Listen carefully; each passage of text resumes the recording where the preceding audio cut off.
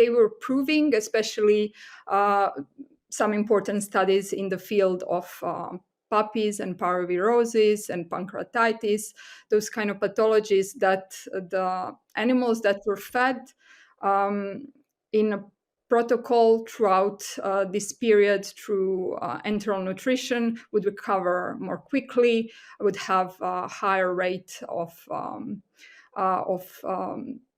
basically surviving the condition, and also that we can decrease the hospitalization time.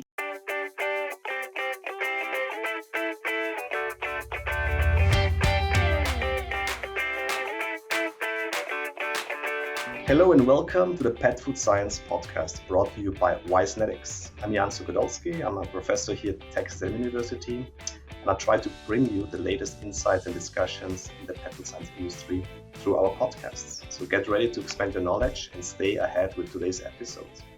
So today is my great pleasure to have a visitor from Croatia, which I'm close to my home country, from Austria. So Diana Brozić, she's a DVM PhD, and Diana, welcome. Thank you for inviting me. I always like to let people introduce themselves because you know your whole career path and so on. So yeah, a little bit about myself. My name is Diana Brozić. I'm from Zagreb, Croatia. Here at the University of Veterinary Medicine, Department of Nutrition, I'm working as an assistant professor. And I got into the field of small animal nutrition through my residency, mainly that I did in Ghent under the guidelines of Professor Miriam Hesta. So I did the residency in alternative way. So I was traveling back and forth a few years ago. And yeah, now I kind of developed the field here in Croatia. I do the consultations, research around small animal nutrition, and so forth. Let me just ask a quick question, because I think we have a lot of, our audience is very wide, all from pet food industry, all to veterinarians and so on. So how did the alternative residency work on? How long did it take and how many travel did you have to do? So altogether, it came around 4 years. Normally it is full 3 years, but I did like a bit longer period. And I spent 4 to 5 months in Ghent, and other part I spent back home in my home country. But what was the main focus is that we stay connected all the time. So we had weekly meetings, daily meetings, also regarding the cases. So I was doing the cases back in Croatia. So it was basically like half virtual residency and half in person, and I think that worked quite well. Okay. And it is basically how it is approved and how it is done. It is based on a person, so you have to write out a program with all the details, congresses that you're going to attend, all other things. So this is what was kind of my way of doing it. I think for others it may be something totally different, but and it was also half of it was during the COVID pandemic, and we made it work. So I was traveling in the basically empty airplanes and stuff like that throughout that period. That was quite strange, but I was there and we managed to work throughout that phase. So it was quite nice. Well, that's a great experience and really great background. So Corbion's Algaprine DHA-P3, the algae-based omega-3 DHA to boost brain, cognition, immune system, and well-being. Adding it to pet food is easier than ever. Cut out the middle fish and go straight to the natural source to enjoy all the benefits of omega-3 DHA. It's better for the planet with zero impact on the ocean and low carbon footprint, and it's easy to use. The highly concentrated biomass powder is suitable for multiple applications. Learn more at corbion.com. Today, you want to talk a little bit about nutrition in critical, situation and emergency and so on. So why is this topic of interest to you? Is it your favorite topic or? So that is also related to my residency. And I thought basically when I came back to Croatia, I saw that the things are not the same. And also when I visited other faculties, other universities, other clinical centers, I noticed that this field is not that developed as it was in Ghent, for example. So we had there really nicely connected the Department of Nutrition, especially this clinical nutrition team that was working really closely with internal medicine. So basically all the intensive care patients that were with the tubes, and they were quite a lot of those, we were doing the feeding advices for them. And yeah, I noticed that we also kind of, they were heavy cases. Some of them had multiple pathologies. So it wasn't something that internal medicine clinician would easily do, or they would struggle quite a lot. So it was really interesting to see and to take on those patients, and to see how they recover also in part because the nutrition was really nicely done. So yeah, this is kind of what I see, that is still, it is not well developed elsewhere, and I wanted to bring attention to it a bit more. So what is the relevance of nutrition for hospitalized animals? It is really, really important. Luckily, we also have the same relevance in people and in all species, of course. So there is quite a big research around human intensive care nutrition, and we have quite a few data that is coming from there, and that also inspired researchers to go into that direction in pets. So it has been a few studies, of course, not so many. I would like to see more in this field, that we have more concrete information, but they were proving, especially some important studies in the field of puppies and parvovirosis and pancreatitis, those kind of pathologies, that the animals that were fed in a protocol throughout this period through enteral nutrition would recover more quickly, would have a higher rate of basically surviving the condition, and also that we can decrease the hospitalization time. That is really important, because not just of the recovery process, but also because of the costs that are quite high. So yeah, it is definitely, you have different areas. But we are going to dive into that later, I guess. Yes, I mean, I remember like the good old time when I was still in vet school, it was the NPO, right, for 24 to 48 hours in acute vomiting or acute gastroenteritis. So why is this not relevant anymore? What does the science show? So the relevance is getting to be a bit more deeper, so to speak. So it's not that black and white. So we have now the rule is to start to feed when the animal is stable, and that means different things for different conditions. Also, sometimes we would wait a bit, and I don't know, in cases where there is severe sepsis or some other issue. But that means, again, the animal is still not stable. So it depends on the condition and the combination of the situations that are happening. So, for example, body condition score, muscle condition score, age of the animal, combination of different pathologies, and then we make that decision when we would start to feed. That is also something that we like, that maybe internal medicine clinician would take that call, and they are quite informed now. Then we would also see how to select the diet, because you can make a big mistake by feeding too much too soon and not at all. So it is basically similar level of mistake. But from the physiology or pathophysiology, so what is the benefit of earlier nutrition inside the GI tract? So what happens when animal is not eating? It is going into that catabolic metabolism. So all the pathways are basically taking up the nutrients and putting them into smaller molecules, to put it in simple terms. And then when we want to start to feed, we want to also to respect that pathway. So if there is no contraindications to feed higher protein and higher fat diet, we are going to go into that direction. And when it comes to gastrointestinal system, the longer it is without the food, we would have bigger problems. So, and I'm now speaking to you, and you're kind of the expert in the field of gastroenterology, of course.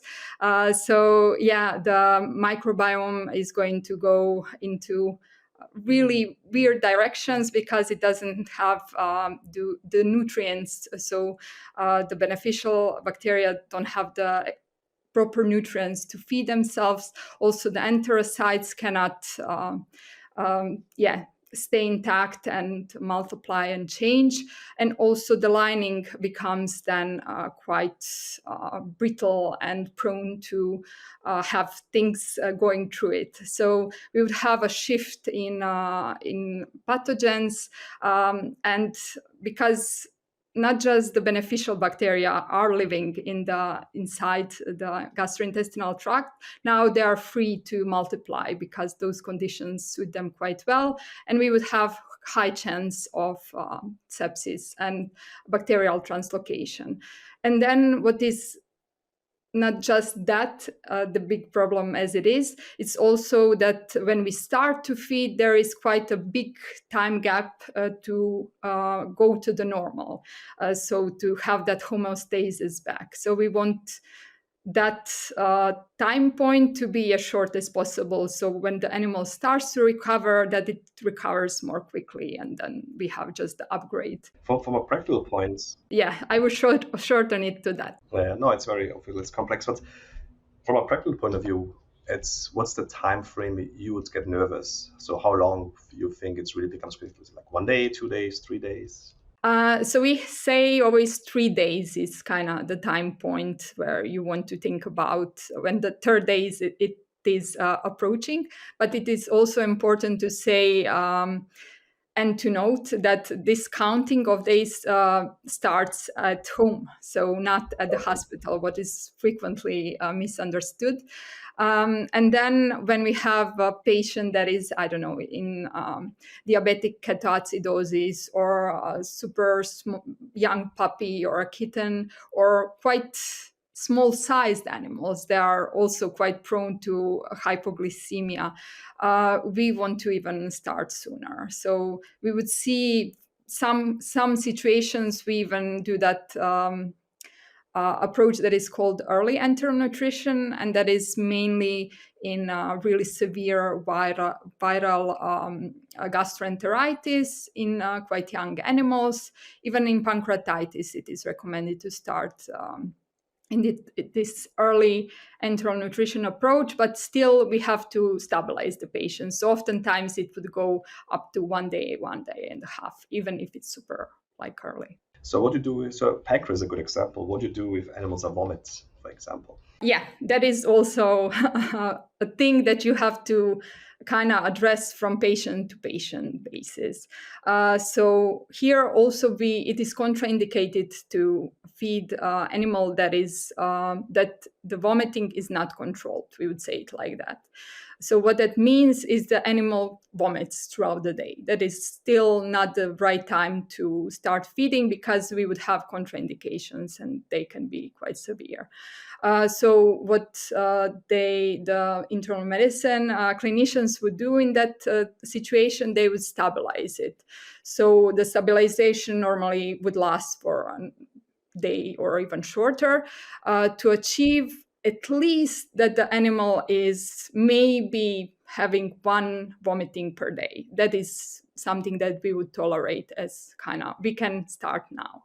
And then when the animal would start getting food, it would also improve the motility. And it would even help with those kind of symptoms. So we have to stabilize it to a level, but not to wait until it's completely gone, because then we would wait forever for some patients. So what are the challenges to feed orally, right? What's nutrients? I would assume that fat content, protein content, calorie content, is important. But then those patients, they can be fed orally versus those patients that need a feeding tube and so on. I know it's a big topic, but maybe you can kind of explain this in a short. Yeah. What we kind of do as our approach, or for especially for the people maybe that are not in directly in the nutrition field, you should aim to feed it is as it is for the animal that would be fed orally. So to select the diets that are appropriate for the pathologies.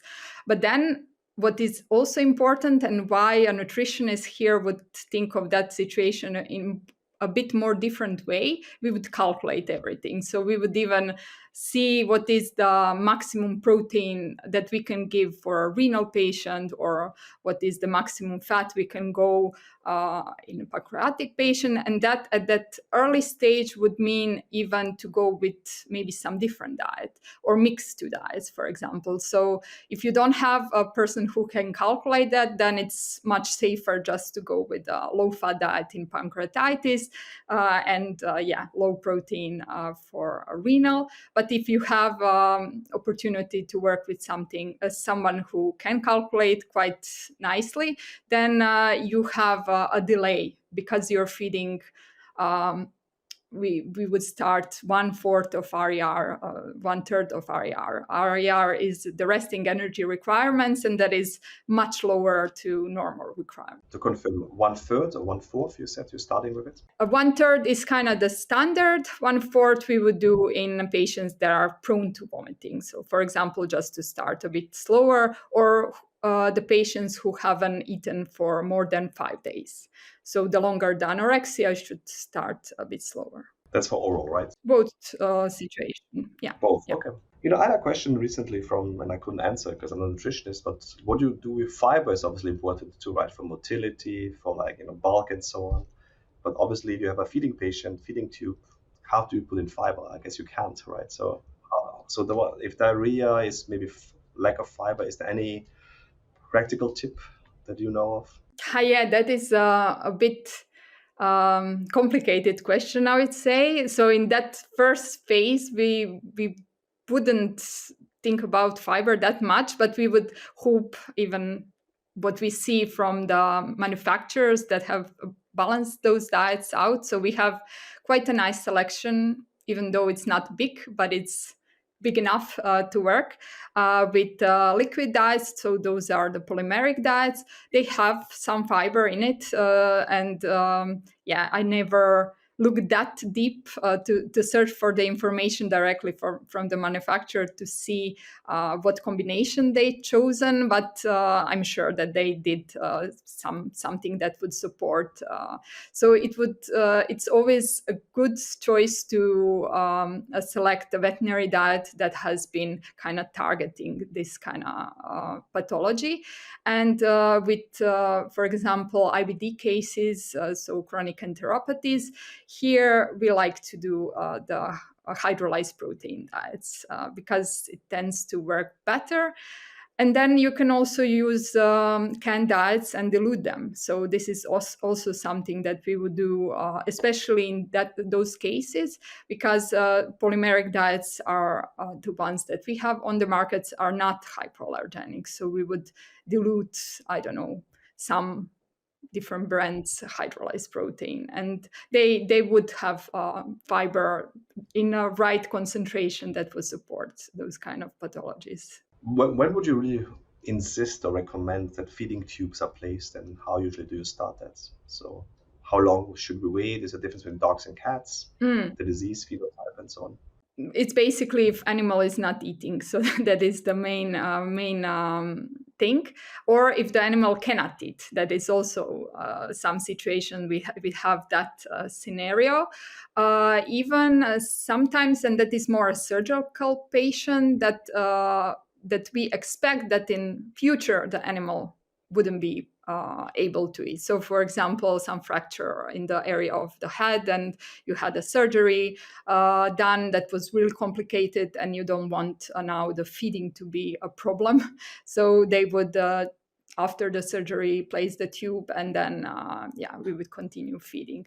And then for the situations where we also don't want the animal to eat are some there are quite a few variations, but for example, tetanus patients, when we admit them, oftentimes it is recommended, it's not oftentimes but always, that you place the tube right away, because you know that it's going to be more complicated over time for that animal to eat. Then also some pathologies related to esophagus, like ulcerations. You want the medication to be able to work, so they would place a tube just to avoid any oral feeding. So yeah, that is kind of the root, or the differences between short-term feedings and long-term enteral feedings. And the division would be, so for the short-term, those are the small tubes that goes through nose and finish in esophagus or in stomach.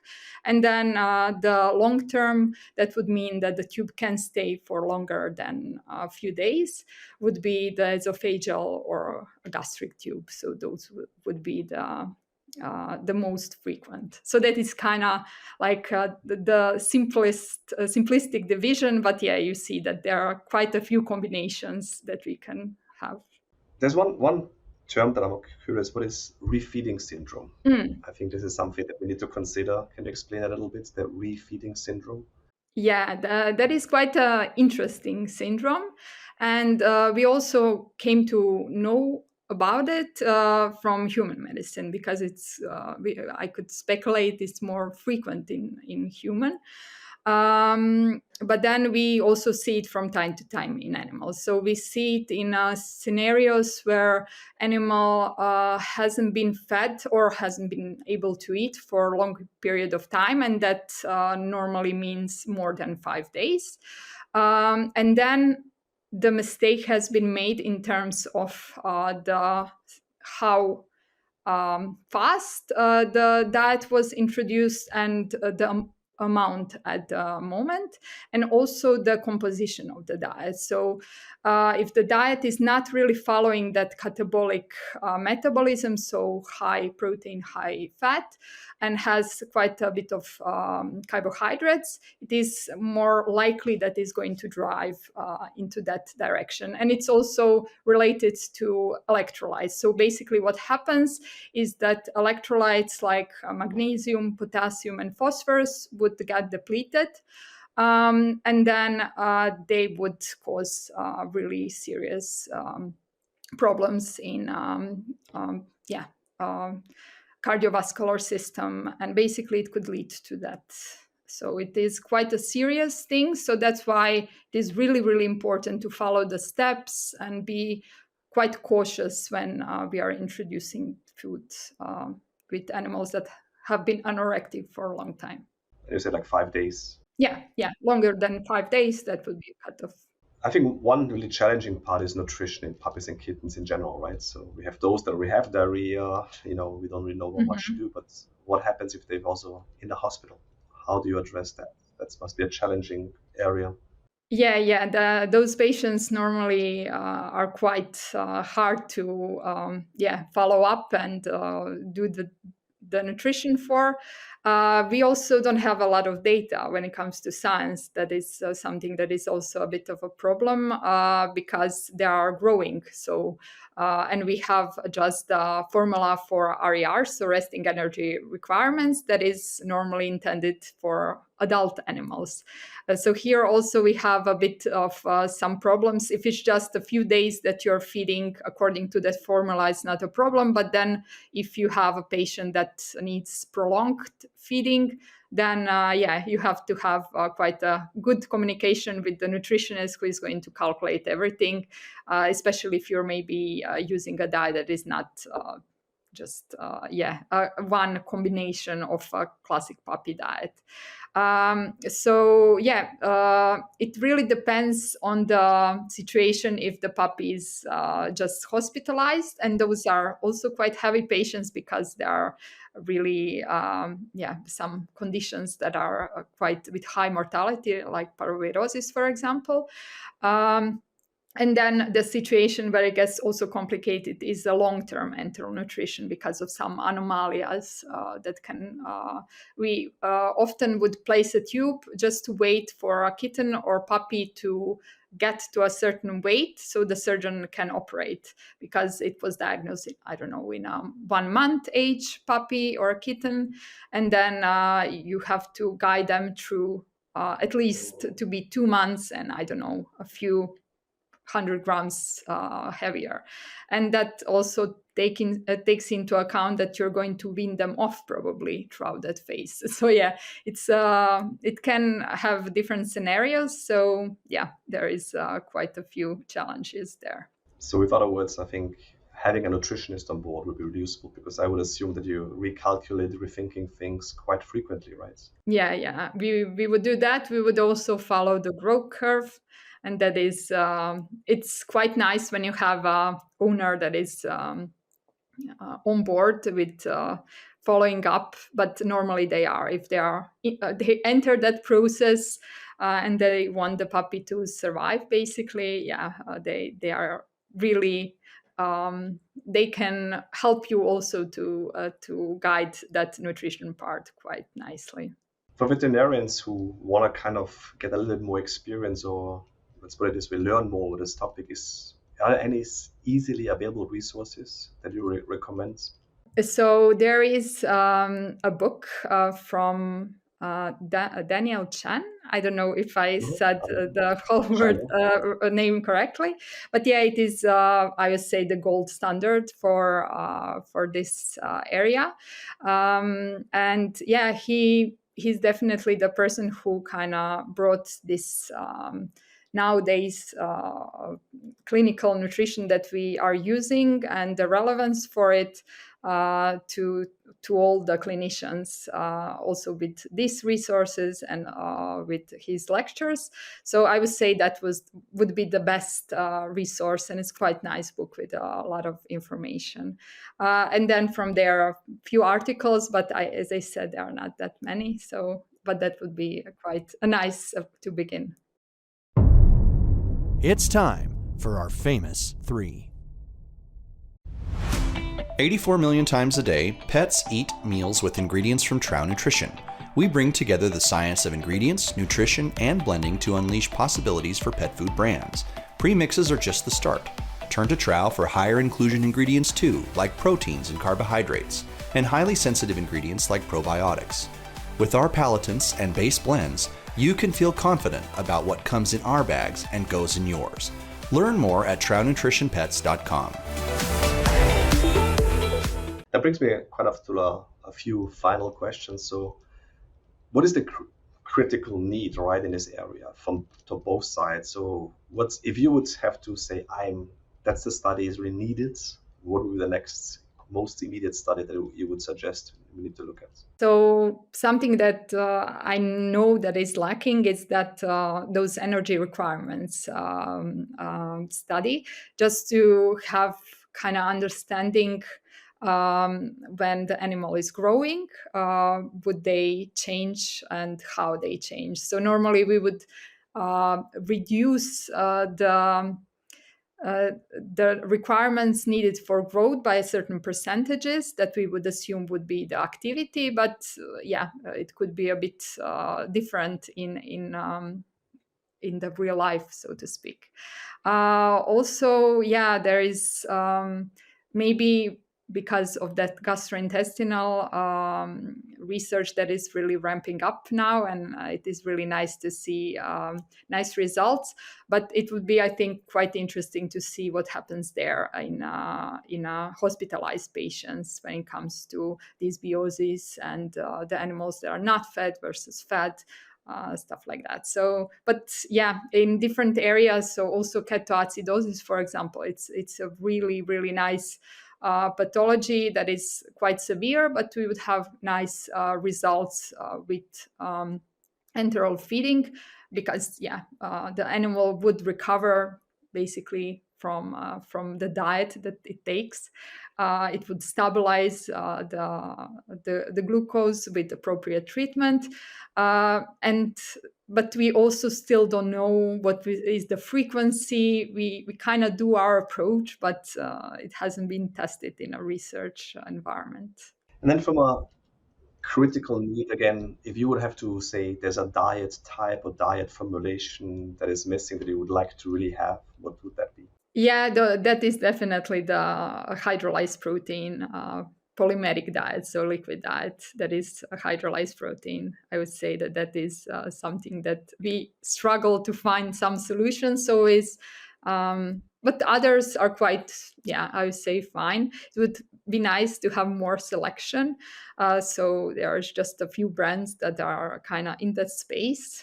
And also the prices would be nice to be a bit more affordable, because sometimes when it's a big dog, it can be even, I would say, a thing that owner would reconsider if he's going to go into that route because of the cost of the diet. So I would say a few things there, it would be nice to see. Perfect. So I hope some of our companies are listening and thinking about this space. So it's a very space that is clearly a lot of work to be done, right, on both sides, research, but also dietary modulations. Great. Diana, we at the end of our podcasts. It was my pleasure to meet you. I'm always like to ask somebody like a final question that is a little bit outside the topic, but when you look past on your career, right? So you went all the way through veteran school, nutritional residency, and so on. What keeps motivating you? What was your motivation? Yeah, that is an interesting question. So I would say two things or three, but now I see a lot of gratification in that patient veterinarian relationships that I got to experience with quite complicated cases that I do when it comes to nutrition. So that would be maybe the first one. But the other one is definitely to be working in the science-related environment. So for me, that's why I stayed in the academia, even though sometimes it can be a bit challenging. But it is always nice to kind of ask the questions, and then you have the opportunity to also provide some answers, at least some part of it. It's always it's never really that black and white, as we say, but we have to be modest sometimes, and also to teach and to kind of give a chance to spread the knowledge that is quite recent, because for me it's always quite important to expand. It's basically on the daily basis that we learn, and I also like to kind of transfer that to the students and other veterinarians. That's great, and I think I really probably want to highlight your last point, right? That nutrition is super crucial, and I think we under-educated in nutrition, but the last few years really show how important it is for the entire body. So I think that this is really a great area for you to be in, and hopefully all your future students going to become nutritionists, because we need more, right? Yeah. Thank you. Great. Diana, thank you so much for being with us. That was really great and enlightening, and again highlights the needs. There's not so much to be done. So with this, we conclude another episode of the Pet Food Science Podcast, presented to you by Wisenetics. So thank you again for joining us today. Don't forget to subscribe to our podcast so you can stay updated on future episodes. And if you like our episodes, please leave us a review. And until next time, my name is Jan Sukodolski, and I'll see you hopefully on the next podcast of the Pet Food Science Podcast. Talk to you later. Bye-bye.